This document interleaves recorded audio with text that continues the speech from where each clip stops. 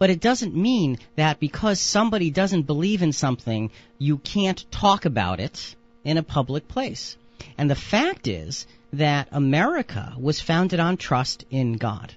And if someone chose not to believe in that, they also needed to be tolerant of those that believed in God. So there's a tolerance and there's a protection that goes both ways. I think it's appropriate to have the phrase "in God we trust" on the money. I do. And the reason I think it's appropriate is because that's what this nation was founded on. Trust in something higher than itself. Trust in a law that was higher than the laws of men, so that we could fashion ourselves after that higher example, that higher being. That's what I think this all comes down to here. And so we appreciate that call, and hopefully that helped a little bit with the perspective on the answer. Jonathan, let's continue here. In Exodus, Fred, we're not going to have time for that right this hour here.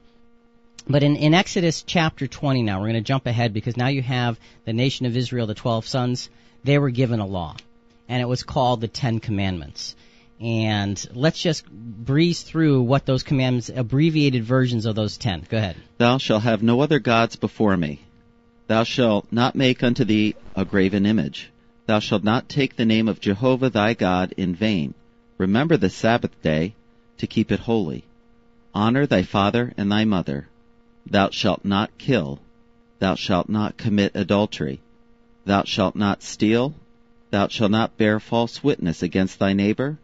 Thou shalt not covet. That's the abbreviated version of Exodus 21 through 17. You can get the rest of the details if you look at the scripture.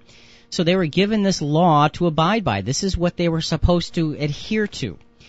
With a law comes a penalty, right? Yes, absolutely. Because if you don't follow the law, then you have penalties against you. And God was not slack in that in relation to the Jewish nation. Let's read Amos chapter 3, verses 1 through 2. Hear this word that Jehovah hath spoken against you, O children of Israel, against the whole family which I brought out of the land of Egypt, saying, You only have I known of all the families of the earth.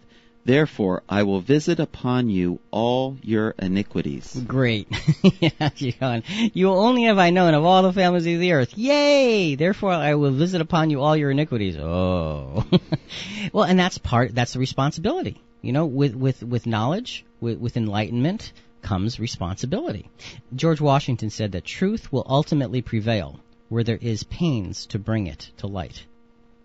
Ultimately, the truth of God's promise will prevail. It just needs to be brought to light. So, Jonathan, so far we've looked at two things. We're kind of walking down two different pathways here.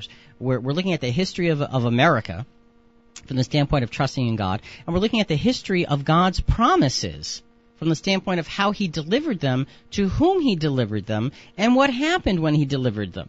Okay, so we know that we have the founding fathers looked at this law, these 10 commandments that you just read. Mm-hmm. Remember in the Declaration it talked about nature's God? Yes. And unequivocally, we believe that that is the God of the Bible. We're not going to have time for it. There's another call coming in, but there's just not enough time to do you justice. So call back at the beginning of the second hour, please. They looked at nature's God as the God of the Bible. Now, how do we know this? And I think the answer is because they left us a trail of evidence. And, Fred, how much time do we have before this hour ends here? 2 minutes. Okay. So we can get started looking at this trail of evidence. And, again, I wish that we had you could see what we're looking at.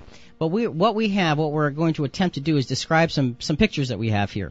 Jonathan, this first picture, who is the picture of? It's of George Washington, and it's on stained glass, and it's in the chapel in the U.S. Capitol. Okay. So in the chapel of the U.S. Capitol, you have a picture, a stained glass portrayal of George Washington. What's he doing?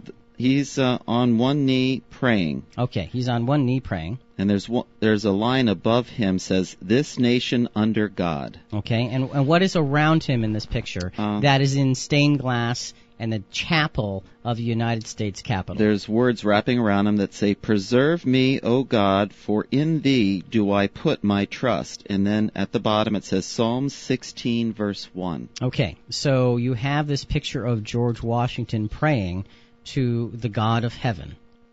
And it happens to be quoting a psalm, which is from the Bible. So you put the two together. You have the founding father of this country praying to the God of heaven and portrayed in the context of trusting in God. What a picture that helps us to understand. You know what? We're going to save the next one for the next hour, because we've got a whole bunch of these that we're going to go through at the top of the next hour. But let's back up for a moment here.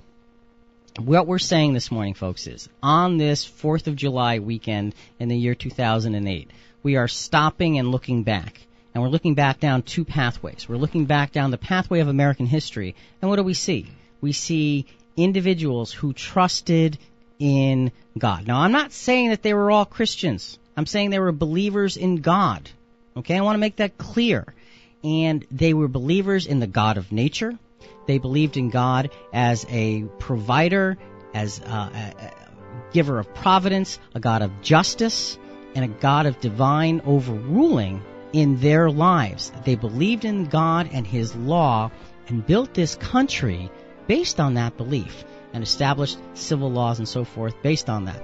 We're also looking at the history of the promises of God in the Bible, and we're going to bring those two together in the second hour and show how the history of the promises of God will yet come to fulfillment, and question again our position now here. Do we trust in God as we ought? For Jonathan and Rick, this is Christian Questions. We'll be back in the second hour, but until then, in God we trust. Think about it.